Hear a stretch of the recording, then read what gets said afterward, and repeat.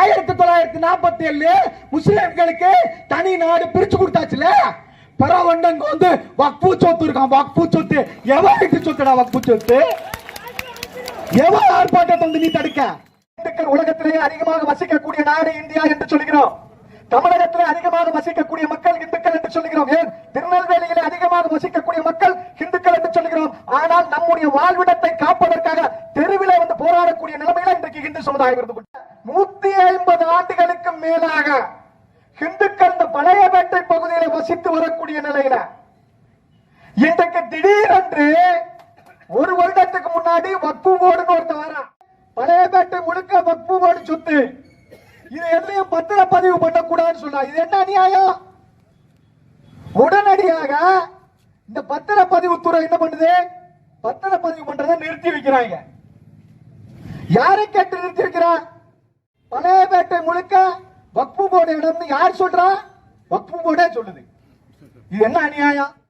Collector பங்களால போய் நின்னுக்கிட்டு இது என்னுடைய வீடு, எனக்கு சொந்தமான வீடு யார் சொல்றா? நானே சொல்லிக்கிடுவேன். எங்க லெட்டர்? நானே ஒரு லெட்டர் தரேன். பைத்தியக்காரன் நினைக்க மாட்டான். பழையபேட்டை ஊர்ல எத்தனை தெரு இருக்கு? எந்த தெருவாவது முஸ்லீம்கள் பேர்ல இருக்கிறா? எந்த தெருவாவது ஜமாத் பேர்ல இருக்கிறா? எந்த தெருவாவது பள்ளிவாசல் பேர்ல இருக்கா? சொல்லுங்க பாப்பா. எந்த தெரு? சரவணகிரி தெரு முஸ்லீம் தெருவா? நாராயணசாமி கோயில் தெரு முஸ்லீம் தெருவா? நாராயணசாமி கோயில் மலைக்கு தெரு முஸ்லீம் தெருவா? கண்டி விநாயகர் கோயில் தெரு யார் முஸ்லீம் இருக்காங்க? பள்ளிவாசல் இருக்கு. கண்டி விநாயகர் கோயில் தெரு முஸ்லீம் தெருவா? புதுக்கிராம முஸ்லீம் தெருவா? அனவர சுந்தர விநாயகர் கோயில் தெரு முஸ்லீம் தெருவா? கொல்லை தெரு முஸ்லீம் தெருவா? அழகப்பவர் முஸ்லீம் தெருவா? சமூகநகர் முஸ்லீம் தெருவா? சரவணகிரி தெரு முஸ்லீம் தெருவா? நிலையாபுரம் முஸ்லீம் தெருவா? அவ்வளவு பேர் இந்து பேரு, அவ்வளவு பேர் இந்து பேரு. ஆனா சொத்து யார் சொன்னா? வக்ஃபு போர்டு தான். என்ன அநியாயம்? வக்ஃபு போர்டு நிலம்னு யார் யார் சொல்லிருக்கா? கோர்ட் உத்தரவு இது வரைக்கும் ஏதாவது ஒரு கோர்ட் உத்தரவு இருக்குதா? கொடுங்க பாப்போம். என்ன அடிப்படையில் இந்துக்களின் உரிமை இன்னைக்கு பறிக்கப்பட்டிருக்கிறது? 200 வருஷமா 150 வருஷமா பத்திரப்பதிவு பண்ணத நீங்க எதற்காக நிறுத்தி வச்சிருக்கீங்க? எஸ்டிபின்னு ஒரு கட்சி, முஸ்லீம் கட்சி, அவன் சொல்லுதான் இந்துக்கள் போராட்டத்துக்கு அனுமதி கொடுக்க கூடாது. யார் சொல்றா? முஸ்லீம் கட்சிக்காரன் சொல்றா இந்துக்கள் போராட்டத்துக்கு அனுமதி கொடுக்க கூடாது.